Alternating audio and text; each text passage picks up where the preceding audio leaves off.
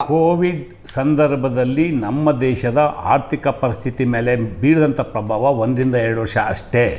ಭಾಳ ಬೇಗ ಭಾರತ ದೇಶ ಆರ್ಥಿಕದ ಸಂದಿಗ್ಧತೆ ಏನಿತ್ತು ಕೋವಿಡ್ ಸಂದರ್ಭದಲ್ಲಿ ಅದರಿಂದ ಆಚೆ ಬಂದು ಭಾಳಷ್ಟು ಚೆನ್ನಾಗಿ ರಿಕವರಿ ಆಯಿತು.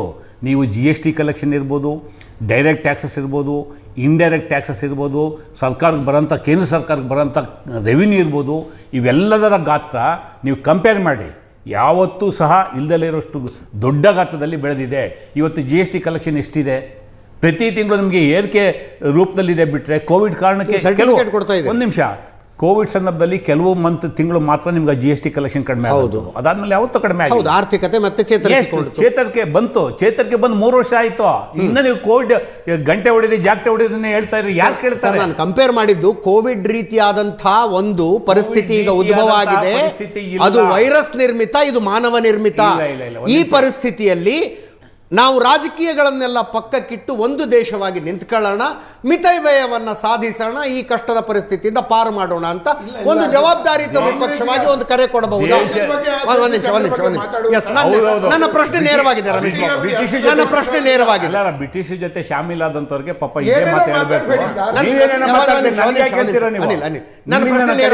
ನನ್ನ ಪ್ರಶ್ನೆ ನೇರವಾಗಿದೆ. ನಿಮ್ಮ ಪ್ರಶ್ನೆಗೆ ನೇರವಾಗಿ ಹೇಳ್ತಾ ಇದ್ದೀನಿ. ಈ ದೇಶದ ಹಲವಾರು ಸಂದಿಗ್ಧತೆಯಲ್ಲಿ ದೇಶಕ್ಕೆ ಇಂತಹ ಪರಿಸ್ಥಿತಿ ಬಂದಾಗ ದೇಶದ ಆರ್ಥಿಕ ಸ್ಥಿತಿಗೋಸ್ಕರ ಕೈ ಜೋಡಿಸಿ ಅಂತ ಕರೆ ಕೊಟ್ಟಂಥದ್ದು ಕಾಂಗ್ರೆಸ್ ಪಕ್ಷನೇ ಮೊದಲು.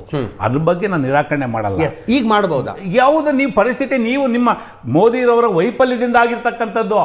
ಕೇಂದ್ರ ಸರ್ಕಾರ 11 ವರ್ಷದಲ್ಲಿ ಆಗಿರ್ತಕ್ಕಂಥ ನೀತಿ, ತಪ್ಪು ನೀತಿಯಿಂದ ಕಾರ್ಪೊರೇಟ್ ವಲಯದಲ್ಲಿದ್ದೀರಾ. ಕಾರ್ಪೊರೇಟ್ ವಲಯಕ್ಕೆ ನೀವು ಎಕ್ಸಿಬಿಷನ್ ಕೊಡ್ತೀರಾ, NPA ಸಾಲ ಅವ್ರನ್ನ ಮನ್ನಾ ಮಾಡ್ತೀರಾ, ಅದನ್ನು ರಿಕವರಿ ಮಾಡಲ್ಲ.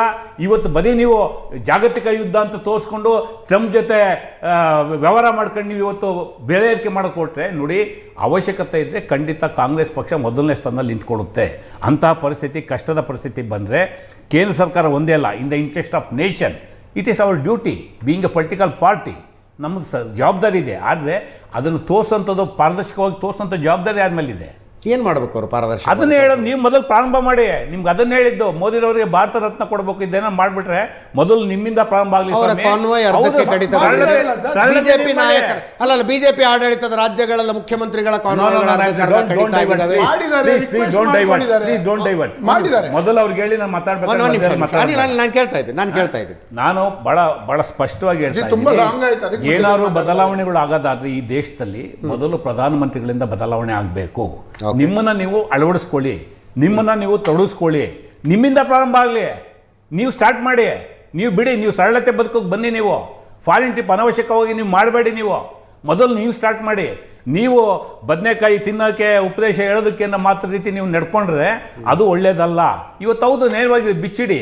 ನಿಮ್ಗೆ ಎಷ್ಟು ಆದಾಯ ಇದೆ, GST ಎಷ್ಟಿದೆ, ಡೈರೆಕ್ಟ್ ಟ್ಯಾಕ್ಸಿಂದ ಎಷ್ಟು ಬರ್ತಾ ಇದೆ, ಟೋಟಲ್ ರೆವಿನ್ಯೂ ಕಲೆಕ್ಷನ್ ಎಷ್ಟಿದೆ, ಎಲ್ಲಿದೆ ಸರ್ ಇವತ್ತಿನವರೆಗೂ ಎಷ್ಟು? ನೀವು ಹೇಳಿ. ಅಪ್ಡೇಟ್ ಬರುತ್ತಪ್ಪ GST ಕಲೆಕ್ಷನ್. ನಿಮ್ಮ ಆರ್ಥಿಕ ನೀತಿಯ ವೈಫಲ್ಯಗಳಿಂದ ಇವತ್ತು ಈ ಪರಿಸ್ಥಿತಿ ನಿರ್ಮಾಣ ಆಗಿದೆ.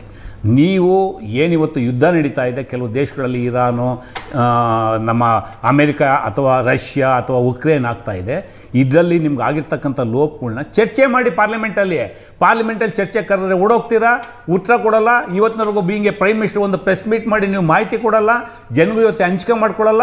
ಎಲ್ಲ ಬಂದ್ಬಿಟ್ಟು ಯಾವುದೋ ಭಾಷಣ ಮಾಡಿದ್ಬಿಟ್ಟು ನೀವು ಸರಳ ಬದುಕನ್ನು ಅಳವಡಿಸ್ಕೊಳ್ಳಿ ಅಂತಂದರೆ, ಸರಳ ಬದುಕನ್ನು ಅಳವಡಿಸ್ಕೊಳ್ಳೋದಕ್ಕೆ ನಾಟ್ ಓನ್ಲಿ ಕಾಂಗ್ರೆಸ್ ಪಾರ್ಟಿ, ಈ ದೇಶದ ಪ್ರತಿಯೊಬ್ಬ ಜನರು ರೆಡಿ ಇದ್ದಾರೆ. ಅದನ್ನು ಕನ್ವಿನ್ಸ್ ಮಾಡುವಂಥ ಜವಾಬ್ದಾರಿ ಮೋದಿರವ್ರಿಗಿದೆ. ನೀವು ಅದನ್ನು ಕನ್ವಿನ್ಸ್ ಮಾಡಿ.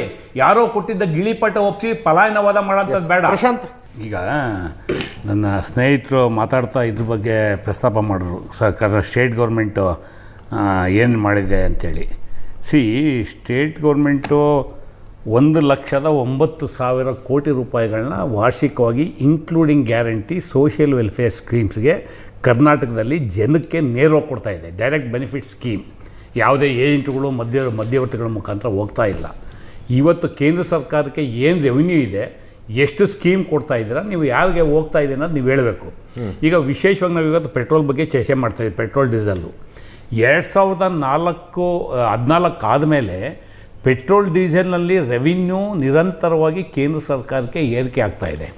2014-15ರಲ್ಲಿ ಏನು ಮೋದಿ ಸರ್ಕಾರ ಬಂದ ಮೇಲೆ ಯಾವಾಗ ಈ ಪ್ರೈಸ್ ಇವ್ರು ಕಡಿಮೆ ಮಾಡಲಿಲ್ಲ ಪೆಟ್ರೋಲು ಡೀಸೆಲಲ್ಲಿ, ಇವತ್ತೇನು ನಾವು UPA ಸರ್ಕಾರ ಇದ್ದಾಗ 9% ಟ್ಯಾಕ್ಸ್ ಆಗ್ತಾ ಇದ್ದಿದ್ದ 32% ತಗೊಂಡೋದ್ರು. ಅದಿರಲಿ ಒಂದು ಕಡೆ. 74,000 ಕೋಟಿ 2014-15 ಬಂದಿದ್ದು ಬರೀ ಪೆಟ್ರೋಲ್ ಆ್ಯಂಡ್ ಡೀಸೆಲಲ್ಲಿ. ಆ ರೆವಿನ್ಯೂ ವರ್ಷ ಎಲ್ಲಿಗೋಯ್ತಂದರೆ 21-22ರಲ್ಲಿ 3.5 ಲಕ್ಷ ಕೋಟಿ ಬಂದಿದೆ ಬರೀ ಪೆಟ್ರೋಲ್ ಆ್ಯಂಡ್ ಡೀಸೆಲಲ್ಲಿ. ನೀವು ಆ್ಯಸ್ ಆನ್ ಟುಡೇ ಅಂದರೆ ಇದೀಗ ವಾರ್ ಬಗ್ಗೆ ಹೇಳ್ತಾ ಇದ್ದಾರೆ, ನಮಗೆ ರೆವಿನ್ಯೂ ಕಡಿಮೆ ಆಗಿದೆ, ದಿವ್ಸಕ್ಕೆ 1,000 ಕೋಟಿ ರೂಪಾಯಿ ಲಾಸ್ ಆಗ್ತಾಯಿದೆ. ಹೌದು, ಒಪ್ಕೊಳ್ಳೋಣ. ಬಟ್ ಇಲ್ಲಿಂದ ಬಾಚ್ಕೊಂಡಿದ್ದೀರಲ್ಲ, ಅದೆಲ್ಲೋಯ್ತು? ಅದನ್ನು ನೀವು ಉತ್ತರ ಕೊಡಬೇಕಲ್ಲ. ಅದು ಒಂದು ಕಡೆ. ಎರಡನೇದು, ಇಡೀ ಪ್ರಪಂಚದಲ್ಲಿ ಅತಿ ಹೆಚ್ಚು ಟ್ಯಾಕ್ಸ್ ಆಗ್ತಾ ಇರ್ತಕ್ಕಂಥದ್ದು ಸೆಂಟ್ರಲ್ ಗೌರ್ಮೆಂಟು. ನೀವು ಬೇರೆ ಬೇರೆ ಹೆಸರಲ್ಲಿ ಇನ್ಕಮ್ ಟ್ಯಾಕ್ಸು ಮತ್ತೊಂದು ಎಲ್ಲ ರೀತಿಯಲ್ಲಿ ಸುಮಾರು 30-32 ವಿವಿಧ ಹೆಡ್ಡಲ್ಲಿ ಟ್ಯಾಕ್ಸ್ ಆಗ್ತಾ ಇರ್ತಕ್ಕಂಥದ್ದು ಕೇಂದ್ರ ಸರ್ಕಾರ. ಇದ್ರ ಬಗ್ಗೆ ಚರ್ಚೆ ಆದರೆ even today central finance minister Nirmala Sitharaman ಅವರು ಉತ್ತರ ಕೊಡೋದಕ್ಕೆ ತಯಾರಿಲ್ಲ.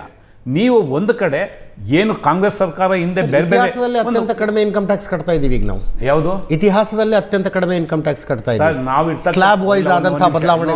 ರಾಂಗ್. 140 ಕೋಟಿ ಪಾಪ್ಯುಲೇಷನಲ್ಲಿ ನೀವು ಟ್ಯಾಕ್ಸ್ ಒಳಗಡೆ ಬಂದಿರತಕ್ಕಂಥ ಜನನೇ 7-8 ಕೋಟಿ ಜನ. ಹೌದು. ಉಳಿದಂಥವ್ರು ಬಂದಿಲ್ಲ. ನೀವು ಸ್ಲ್ಯಾಬ್ ರೇಟು ಇಂಡೈರೆಕ್ಟ್ ಆಗಿ ಒಂದು ಕಡೆ ಕಡಿಮೆ ಮಾಡಿ ಇನ್ನೊಂದು ಕಡೆ ಕಿತ್ಕೋತಾ ಇದ್ದಾರೆ. ನೀವು ಸ್ವಲ್ಪ ಒಂದು ನಿಮಿಷ, ನಿಮ್ಮ ಸ್ಲ್ಯಾಬ್ ರೇಟಲ್ಲಿ ನೀವು ಸೀಲಿಂಗ್ ಲಿಮಿಟ್ ಕೊಟ್ಟಿದ್ದಾರೆ. 20 ಲಕ್ಷ ಆದರೆ ಇಷ್ಟು, 20ರಿಂದ 50 ಲಕ್ಷ ಆದರೆ ಇಷ್ಟು, 50 ಲಕ್ಷದ ಮೇಲ್ಪಟ್ಟು ಇಷ್ಟು ಅಂತೇಳಿ. ನೀವು ಯಾವುದು individual personal tax, what about the corporate tax? Corporate ಟ್ಯಾಕ್ಸ್ನ ಕಡಿಮೆ ಮಾಡ್ತಾ ಇದ್ದೀರಾ. ಅಂದರೆ ನಿಮ್ಮ ಪಾಲಿಸಿ ಜನಸಾಮಾನ್ಯರ ಜೊಬ್ಗೆ ಕತ್ರಿ ಹಾಕೋಂಥದ್ದು. ನಿಮ್ಮ ಪರವಾಗಿ ಯಾರು ಎಲೆಕ್ಷನ್ ಒಂದು ನಿಮಿಷ ಗೊತ್ತು ನನಗೆ, ದಯವಿಟ್ಟು ಎಲೆಕ್ಷನ್ ಬಾಂಡ್ ಮುಖಾಂತರ ಯಾರು BJPಗೆ ಫಂಡ್ ಕೊಡ್ತಾರೆ ಅವ್ರಿಗೆ ಟ್ಯಾಕ್ಸ್ ಕಡಿಮೆ ಮಾಡೋಂಥದ್ದು. ನೀವು ಕಾರ್ಪೊರೇಟ್ ವಲಯದ ಟ್ಯಾಕ್ಸ್ ಕಡಿಮೆ ಮಾಡಿಲ್ವಾ BJP ಸರ್ಕಾರದವರು? ಮತ್ತೆ ಏನರ್ಥ ಅದು? ಜನಸಾಮಾನ್ಯರಿಗೆ ಟ್ಯಾಕ್ಸ್ ಹಾಕ್ತೀರಾ, 5%ಇಂದ ಹಿಡಿದು 30%ವರೆಗೂ ಹಾಕ್ತೀರಾ. ಕಾರ್ಪೊರೇಟ್ ವಲಯಕ್ಕೆ ಟ್ಯಾಕ್ಸ್ ಕಡಿಮೆ ಮಾಡ್ತೀರಾ. ಇವತ್ತು ನೀವು ಕಳೆದ 11 ವರ್ಷದಲ್ಲಿ, ಇದು 12 ವರ್ಷ ಬಿಟ್ಬಿಡಿ, ಇವತ್ತೇನೋ ವಾರು ಈಗ ಅವರೇ ಹೇಳಿದ್ರು ಒಂದು ನಿಮಿಷ ಸರ್, ಇಲ್ಲ ಒಂದು ನಿಮಿಷ, 76 ದಿವಸದ ಯುದ್ಧದ ಬಗ್ಗೆ ಕೋಟ್ ಮಾಡಿ ನಮ್ಗೆ ಅನಿವಾರ್ಯ ಆಗ್ಬಿಟ್ಟಿದೆ, ನಾವು ದೇಶ ಉಳಿಸ್ಕೋಬೇಕು ಅಂತ ಹೇಳ್ತಿದ್ದೀರಿ. 76 ದಿವಸದ್ದು ಕಳೆದ 11 ವರ್ಷದಲ್ಲಿ ಬಾಚ್ಕೊಂಡ್ರಲ್ಲ ಇದೇ ಪೆಟ್ರೋಲ್ ಡೀಸೆಲ್ ಅಲ್ಲಿ. 2014-15 ನಿರಂತರ ಇದೆಲ್ಗೋಯ್ತಿದ್ದು.